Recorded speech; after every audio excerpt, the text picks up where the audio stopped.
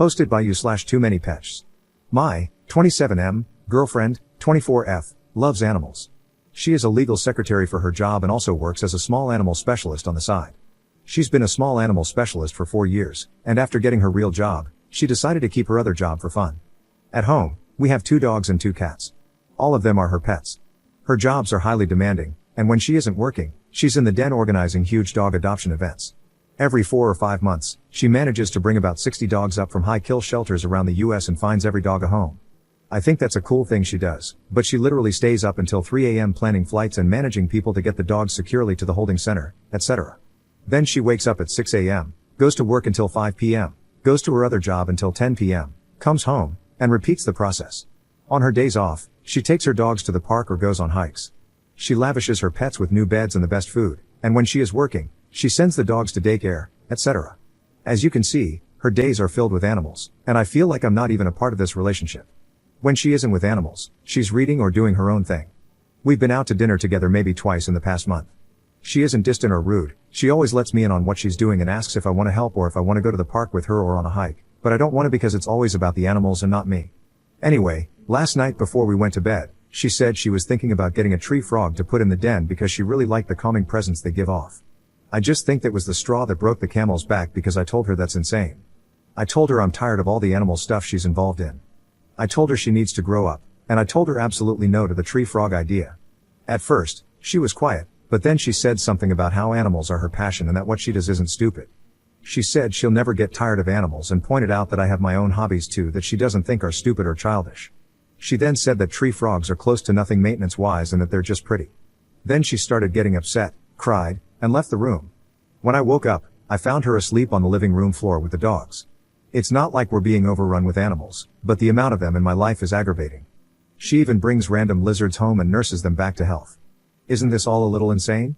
She's always loved animals, but now that she makes a substantial amount of money, she does more than ever. I don't get it. Now she wants another animal to fawn over and spend hundreds of dollars on each week? No. I guess I'm just venting for the most part. I feel bad about how she feels, but I still think the time she invests in animals is insane, and since she's in a relationship with me, she should act like it. Commenter. Why would you tell her to grow up? She is grown up, and yes, animals are her hobby. She makes time for her hobby. I think you're just resentful because you aren't spending time with her. She has a right to be upset about what you said. Why don't you sit her down and explain that you think her hobby is great but also time-consuming? You would like to spend more time with her and do other things besides activities related to animals. Think of some activities you both haven't experienced that aren't related to your hobbies. Create a hobby you can both enjoy together so you can set aside time for it every week. Ops response. I told her to grow up because she's spending thousands of dollars flying dogs back and forth when she could be using that money to help homeless children. I mean, if she was that determined to donate, or give away, her money. Commenter's response. Then you'd be writing about how your girlfriend is too focused on homeless children and still doesn't pay attention to you. Ops response. No. I see the point in donating money to homeless children, and actually doing something about it is even cooler. I honestly don't understand why she needs to dedicate so much time to animals. Update 1 day later.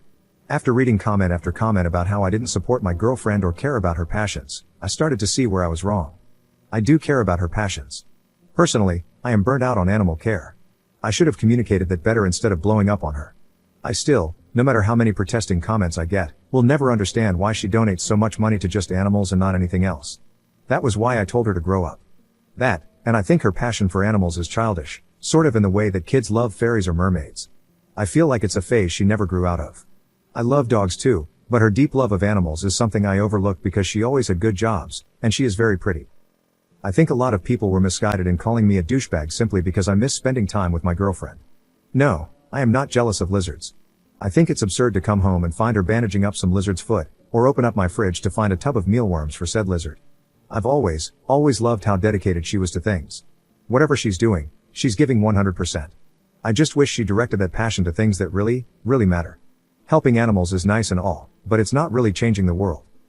However, I am still deeply in love with a beautiful, sensitive, loving girl I met 5 years ago, and all the comments made it clear that I was being rude to her.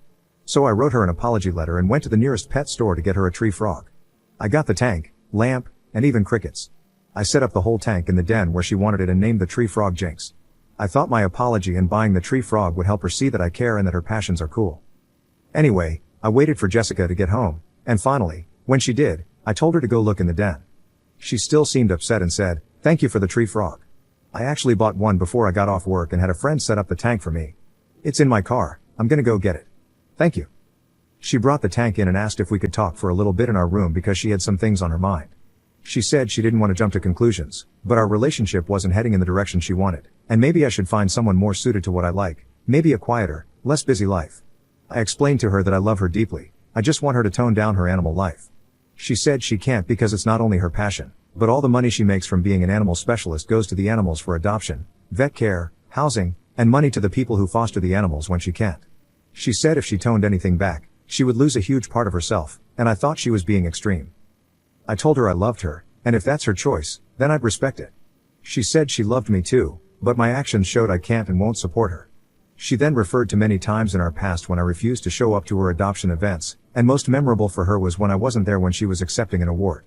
It all became very clear that she didn't want to be with me anymore, and once again, she was choosing animals over me. I accepted it and told her to live her life as she pleases. I told her that I thought she should give money to homeless children too, and she said, sure, do you know any organizations I could help with? But I didn't have any suggestions, and I was already angry and felt like she was giving me a slap in the face.